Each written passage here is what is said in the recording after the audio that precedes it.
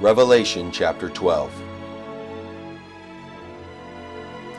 The theme of this chapter is simply Israel, as she is the woman clothed with the Son who brought forth a man-child, Jesus Christ, whom the great red dragon, Satan, tried to devour, but failed.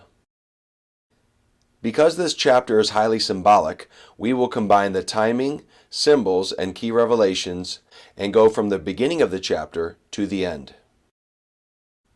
The timing of verses 1 and 2 was just before the birth of Jesus Christ. The woman with a crown of 12 stars was the people of Israel, for the 12 stars represent the 12 tribes of Israel.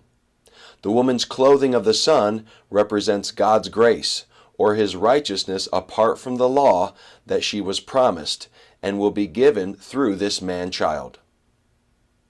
The moon represents the law that was under her feet, because the moon constantly has a shadow on it, and the Bible said, the law having a shadow of good things to come, in Hebrews 10, verse 1.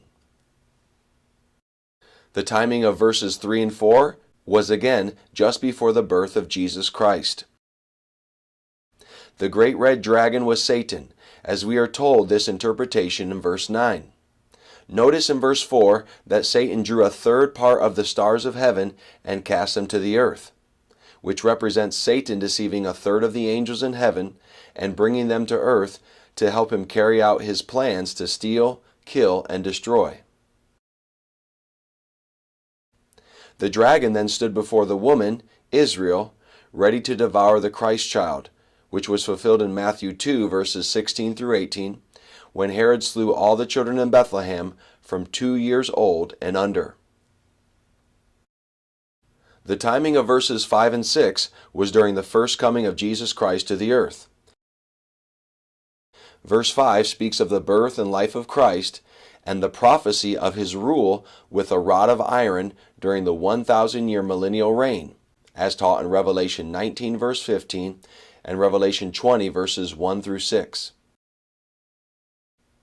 The man-child, Christ, was caught up unto God and His throne when He ascended to the Father 40 days after His resurrection, according to Acts chapter 1, verses 3 through 9, Hebrews 8:1, and Revelation 3:21.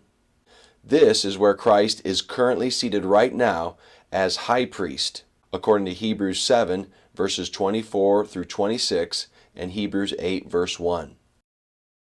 In verse 6, the fleeing of this woman, Israel, into the wilderness represents that the Jews rejected their Messiah and were broken off from the life of Christ in the New Testament, according to Romans 11, verse 19. God foreknew they would reject His Son, so He blinded them in order to call out a Gentile bride for His name's sake, according to Romans 11:25 and Acts 15:14.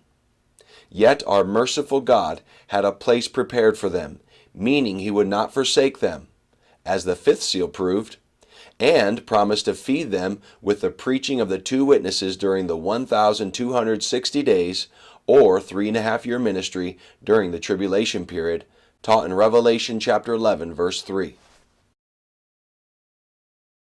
The timing of verses 7 through 9 was sometime before Adam and Eve fell into sin, because we are told how the dragon, Satan, was first cast to the earth.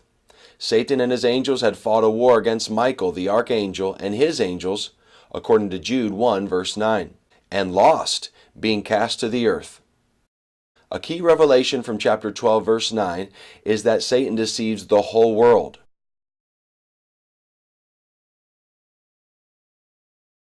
As also taught in Revelation 13:7, 14:8, 18:3, and 18:23.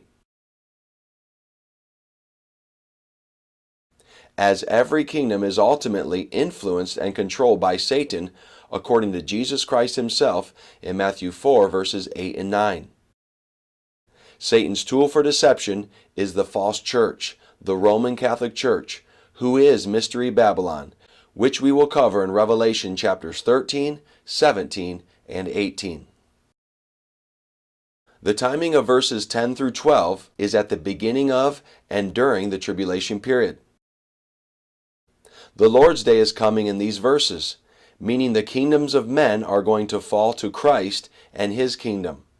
Satan, the accuser of the brethren, is cast down out of heaven immediately after the rapture of the New Testament bride of Christ. Satan knows his time is short, only 3.5 years, and so he comes to the earth with great wrath, ready to lay down his evil mark of the beast.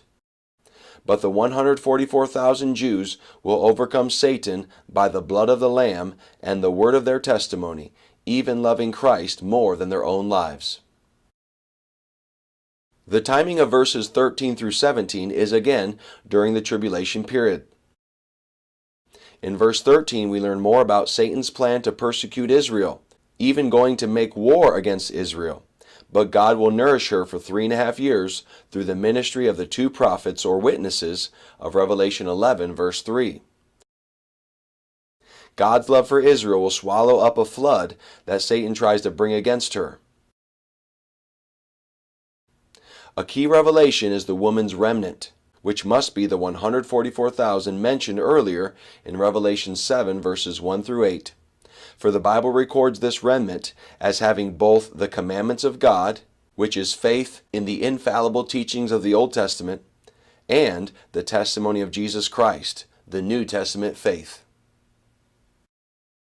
If you would like more Bible scriptures, quotations, or if you have any questions about the book of Revelation, please contact us. God bless you, and may Jesus Christ be the desire of your heart.